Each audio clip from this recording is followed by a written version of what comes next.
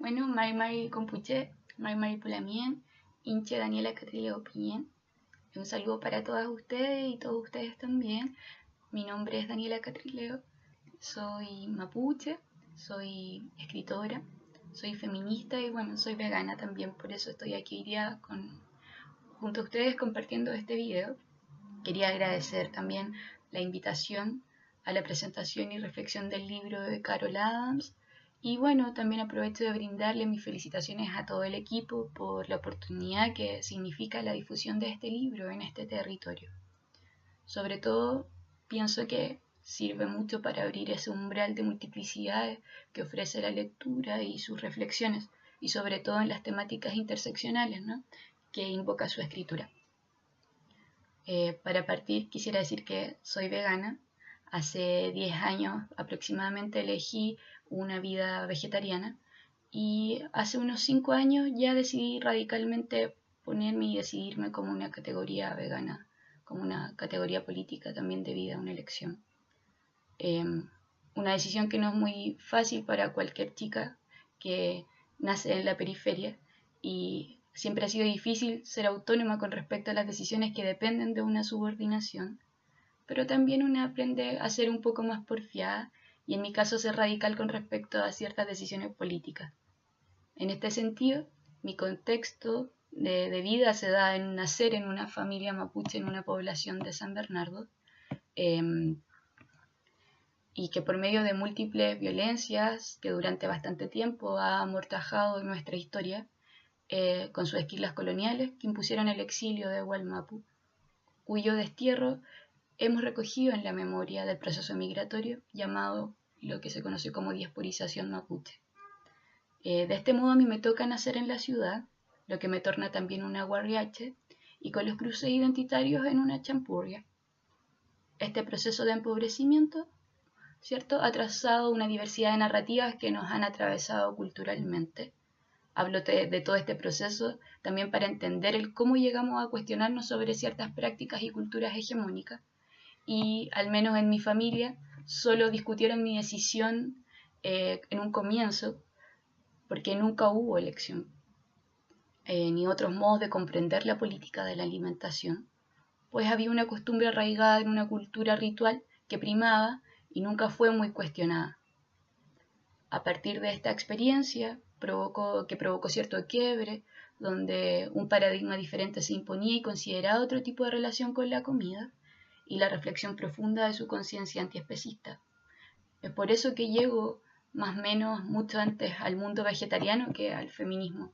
Y es por sobre todo esa concepción que me permitió ver los diversos modos de opresión que se vinculaban al cuerpo, a los territorios y sus monstruosidades.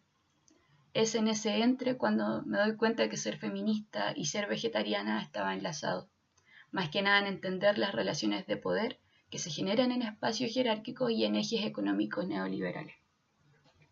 De todas formas, a pesar de las bromas iniciales de los mismos carnívoros de siempre y su humor tan poco original, nunca tuve una negativa frente a mi decisión, y esto además se compartía aprendiendo a cocinar juntos alimentos que no fuesen animales. Y bueno, en mi militancia feminista comparto la perspectiva interseccional, donde las diversas opresiones se conectan, pues comencé estudiando y leyendo en espacios que aún están y están organizados desde una estructura occidental.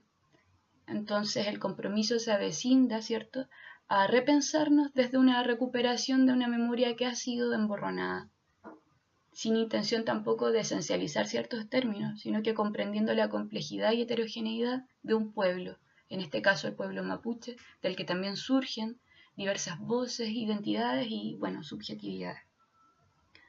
Es por ello que más que esencializar una cultura por su modo de alimentación, hay que poner énfasis, yo creo, en su devenir, que por lo demás están siempre en constante tránsito, en constante movimiento. Y en este sentido está de más decir lo que, bueno, se puede lograr conectando las luchas y colectivizándolas. Es así que cierto feminismo a mí me hace sentido, desde un contexto que implique una práctica radical de oponerse a un purismo y también resignificar ciertas categorías como políticas, no así como solo identitarias. Con respecto a las organizaciones de liberación animal, también quería decir que nunca me sentí tan llamada en esa trinchera de activismo, quizás por sentir que muchas veces nuestras voces en realidad no estaban convocadas.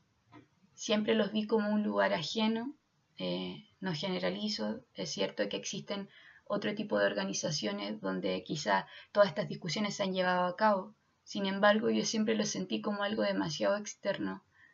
Desde que yo comencé a considerar estas decisiones como políticas, no había una perspectiva feminista y los discursos, bueno, solían ser desde espacios patriarcales, donde muchas veces vi más ciertamente una estética vegana que un cuestionamiento a otras prácticas de violencia, lo que se puede también explicar de un modo que uno puede considerar estos espacios a veces como muy despolitizados por no tener otros tipos de discusiones que se acerquen también a políticas radicales como el feminismo, como la consideración de los pueblos indígenas, como cuestionarse también nuestros espacios económicos y no terminar como accediendo a un capitalismo verde, sino que a combatir también esos lugares económicos que se dan desde posiciones hegemónicas. Bueno, a partir de estos discursos, ¿cierto? Lamentablemente ese modo sigue una línea hegemónica, como decía, a pesar de su activismo.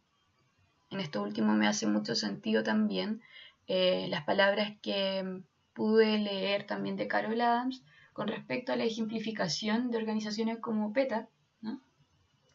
Donde se sigue viendo la imagen de la mujer o cualquier cuerpo feminizado como espacios de dominación.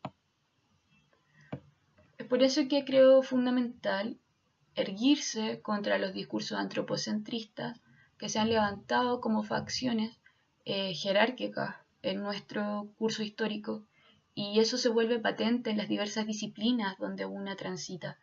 Es a partir de esta mirada en que también los cuerpos indígenas se vuelven cuerpos monstruos, cada vez más cerca de su animalidad. Y bueno, es por eso que el rechazo que debemos darle al binarismo de civilización o barbarie, donde los pueblos colonizados y empobrecidos son los eternos desplazados y usurpados. El proceso de violencia que acarrea la diáspora y la utilización de aquellos cuerpos como fetichización y espectáculo desde un mundo antropológico y etnocentrista que finalmente termina convirtiéndose en etnoturismo. Son estos mismos cuerpos en permanente resistencia que se oponen a las lógicas gubernamentales de la máquina antropocentrista y antropocéntrica. Y si no, la fetichización es doble. Por una parte tenemos a los salvadores humanistas, ¿cierto? Que a través de su redención, con sus ansias de evangelización, y a la contra tenemos a los conservadores o liberales, quienes controlan actualmente los dispositivos de dominación y construyen las ficciones que aprendemos en los colegios, los medios de comunicación, etc. Y estos se siguen perpetuando con el discurso del terror y la propiedad. Basta comprender la televisión o comprar un periódico de los grupos hegemónicos y darse cuenta de cómo tratan a los pueblos indígenas o a cualquier pueblo o colectividad que ofrezca cierta resistencia a una cultura neoliberal, ¿cierto? Bueno, estos discursos siguen perpetuando, como decía, el terror y la propiedad, y en estos aspectos las poblaciones indígenas son revictimizadas bajo procesos de discriminación positiva o bestializados con el discurso intelectual, cuyos engranajes proponen también el desplazamiento de su posibilidad humana. Entendiendo la cuestión de la posibilidad humana como explicaba anteriormente, con ese binarismo que creo que hay que combatir, que es el de civilización y barbarie, donde esa mirada como dual no puede ofrecer ningún punto de fuga, y prácticamente todos los indígenas han sido considerados mucho más animales que humanos. Por eso, tanto se transforman esos territorios y cuerpos en una constante animalidad bajo mecanismos de violencia como son esos dispositivos de control.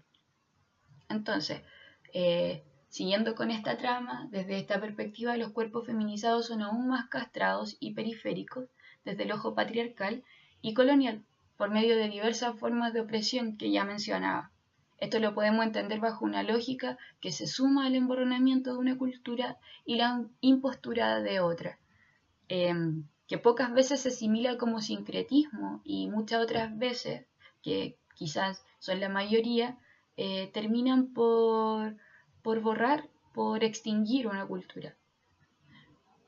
Bueno, la intención de dejar más o menos esto claro es que a pesar de que estoy de acuerdo con ciertos términos de la política de la carne de Carol Adams, como la referencia sobre interconexión, el asunto de la estela fantasmal del referente ausente con la invisibilización animal y las violencias viriles de una cultura hegemónica que se alimenta de animales, es necesario también cuestionar los discursos que son realizados desde un prisma occidental, pues en nuestra experiencia hay otras tramas que se relacionan críticamente, pero que no han sido escritas tal vez, o no han tenido la posibilidad de llegar a ser un discurso. Es por eso que yo como habitante de este territorio estoy en una lucha que me parece justa y radical, pero también soy crítica de ciertas reflexiones occidentales que dejan fuera un mundo de otras luchas donde seguiremos siendo bestias más cercas a la animalidad como cruce identitario, pues la cosmovisión, la filosofía se entiende de otros modos de comprender, de ver las relaciones, los saberes en una comunidad se colectivizan, se dialogan. Entonces, no hay en el pueblo mapuche una cultura económica de producción industrializada como pueden ser las granjas o las grandes ganaderas. Sí, es cierto que se consumen animales, se consumen también regalos de la Mapu que son cultivadas para alimentar y no enriquecerse. Hay otras formas del cuidado, de la concepción de los rituales. Y a pesar de que yo no formo parte de ese modo de alimentación, yo consumo múltiples comidas que sí son parte del pueblo mapuche, pero en mis versiones veganas. Quería decir todo esto también porque tampoco creo que debo poner por encima mis realidades de la ciudad por sobre las realidades de las comunidades en Wallmapu. Eh, es otro tipo de visión y otro tipo de realidades. Yo creo que optaría más por dialogar y compartir mi visión vegana, mi visión feminista, mis aprendizajes y experiencias y sus radicales políticas, creyendo que en esto último se puede transformar y cuestionar tanto de esencialismo que a veces terminan enemistándonos. Al menos mi apuesta es esa. Sé que ninguna cultura mantiene fijas sus costumbres. Hay que estar radicalmente pensando en un devenir posible también y heterogéneo de todas las culturas. Y sin embargo, quería también decir que como indígenas siempre hemos sido más animales que humanos. Y combatir esa humanidad creo que es lo que nos queda ahora como tarea. Una tarea que debe ser antiespecista también. Y acercarnos y dialogar con otros pueblos y otras culturas de un modo respetuoso también, sabiendo y entendiendo el modo de violencia y el modo de empobrecimiento que han cruzado su cultura.